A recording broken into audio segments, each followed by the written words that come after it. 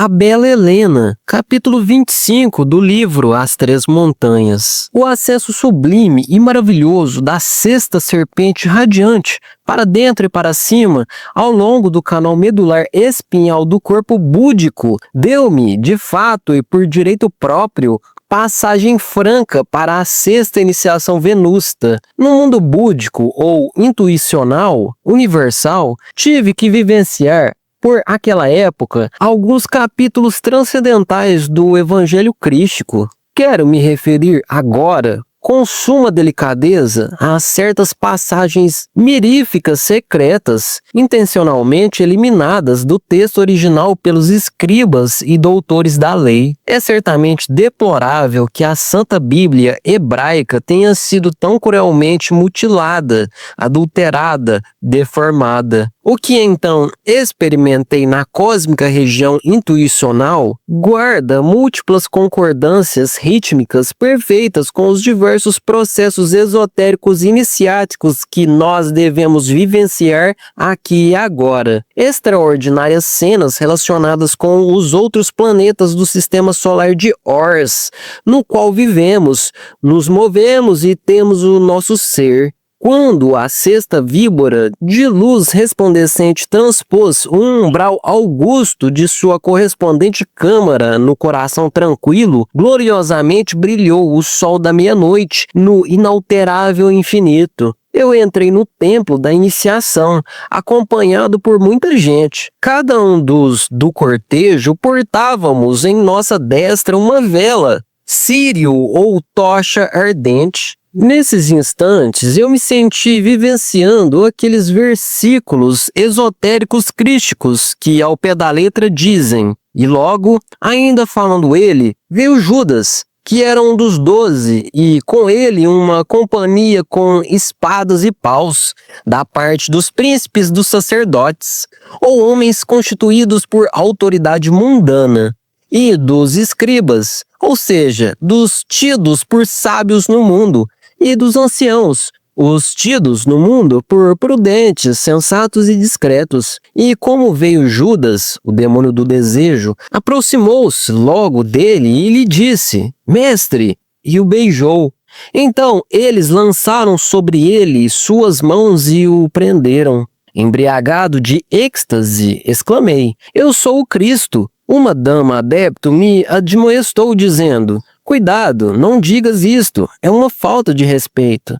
Nestes momentos o estou representando, repliquei. A dama sagrada guardou, então, um respeitoso silêncio. O drama cósmico dentro do templo das paredes transparentes teve certo sabor majestático, muito grave, terrivelmente divino. Convertido num personagem central, tive que experimentar em mim mesmo as seguintes passagens evangélicas. E trouxeram Jesus ao sumo sacerdote Caifás, o demônio da má vontade, e se juntaram a ele todos os príncipes dos sacerdotes, as autoridades oficiais deste mundo, e os anciãos, as pessoas muito respeitáveis e cheias de experiência, e os escribas, os intelectuais, e os príncipes dos sacerdotes e todo o concílio buscavam testemunho contra Jesus, o interno Salvador, para entregá-lo à morte, mas não o achavam, porque muitos diziam falso testemunho contra ele, mas seus testemunhos não concordavam.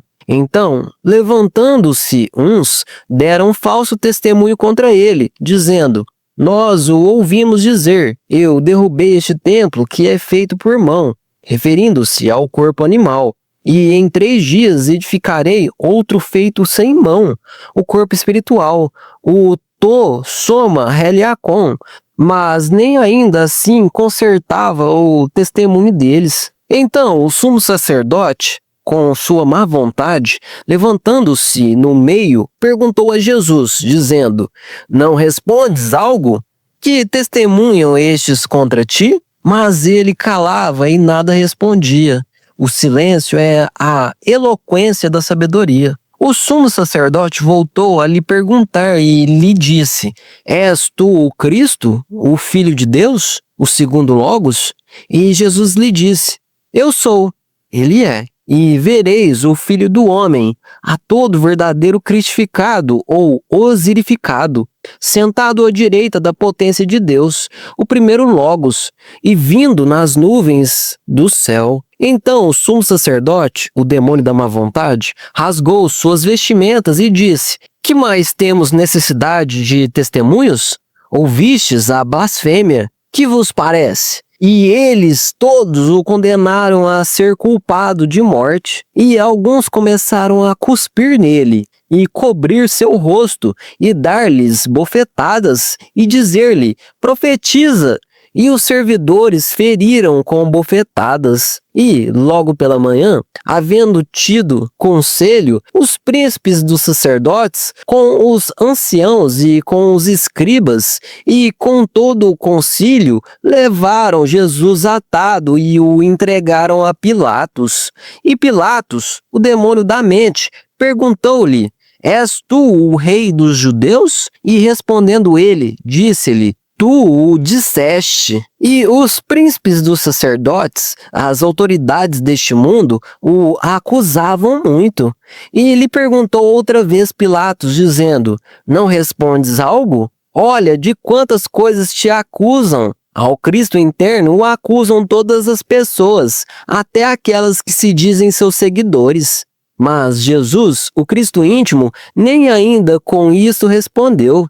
Repito, o silêncio é a eloquência da sabedoria. Pilatos, o demônio da mente, se maravilhava. Entretanto, no dia da festa lhe soltava um preso, qualquer um que pedissem. E havia um que se chamava Barrabás, o demônio da perversidade que cada um leva dentro, preso com seus companheiros de motim, que haviam cometido morte numa revolta, porque o ego é sempre homicida e malvado. E, vindo a multidão, começou a pedir que se fizesse como sempre lhes havia feito. E Pilatos lhes respondeu dizendo: Quereis que vos solte o rei dos judeus? Porque saiba que por inveja o haviam entregue os príncipes dos sacerdotes, as autoridades de todo tipo. Mas os príncipes dos sacerdotes incitaram a multidão para que lhe soltasse antes Barrabás. As autoridades de todo tipo defendem o ego. Elas dizem: primeiro eu, segundo eu, terceiro eu. E, respondendo Pilatos, lhes diz outra vez: Que, pois, quereis que faça daquele que chamais de rei dos judeus? E eles voltaram a dar vozes: Crucifica-o! Crucifica! Crucifica! Crucifica! Do sancta inefável sai estático, depois de haver experimentado de forma direta o tremendo realismo íntimo de todos estes versículos parágrafos citados acima. Revestido com uma nova túnica de glória, vestimenta talar esplendorosa, sai da grande catedral da alma. Quão ditoso me senti ao contemplar, dali, o amplo panorama. Então vi o fluir e o refluir de todas as coisas. Bud é como um vaso de alabastro, fino e transparente, dentro do qual arde a chama de Prajna. Atman, o ser, tem duas almas. A primeira é a alma espiritual e é feminina, Bud. A segunda é a alma humana e é masculina, Mana superior. O animal intelectual, equivocadamente chamado homem, só tem encarnada dentro de si mesmo a essência. Ostensivamente, esta última é o Buddhata, uma mínima fração da alma humana, um material psíquico com o qual se pode e se deve fabricar o embrião áureo. Veja-se o mistério do áureo florescer. A fonte e base da alta magia se encontra no desponsório perfeito de Budimanas, já nas regiões puramente espirituais ou no mundo terrestre. Helena significa claramente os esponsais de Nous, Atman, Bud. Com Manas, a alma humana ou causal, a união mediante a qual se identificam consciência e vontade, ficando, por tal motivo, dotadas ambas as almas com divinais poderes. A essência de Atman, do primordial, eterno e universal fogo divino, encontra-se contida dentro de Bud. que, em plena conjunção com Manas causal, a alma humana, determinam o masculino feminino. A bela Helena de Troia é a mesma Helena do Fausto de Goethe, Sakti, ou potência feminina do ser interno. Ele e ela, Budi e Manas, são as almas gêmeas dentro de nós mesmos, embora o animal intelectual ainda não as tenha encarnadas. As duas filhas adoráveis de Atman, o íntimo, o esposo e a esposa eternamente enamorados. Tal amor tem infinitas correlações, seja nos pares conjugados dos sóis duplos do céu e no da terra com a lua, seja no anfiáster protoplasmático das células determinantes, como é sabido do misterioso fenômeno da cariocinese ou duplicação morfológica da célula una, seja no universal simbolismo das epopeias e de toda a restante literatura, onde o amor ideal entre dois seres do sexo oposto constitui a alma mater da produção literária. Inquestionavelmente, o Sahaja Maituna, como sacramento da Igreja de Roma, repete-se com os gêmeos do Akasa Tuata e continua glorioso com os Iris na região de Anupadaka. Esclareço, quando citamos a Igreja de Roma, coloque-se as letras ao inverso e leia-se assim, amor. Obviamente, o sexo é a Igreja do Amor. A teoria das almas gêmeas não implica em perigo algum quando captamos seu profundo significado. O coito químico, a cópula metafísica, resplandece gloriosamente no zenite do ideal, sem a mais leve sombra de impureza. O legítimo enamorado nunca está separado do sexo.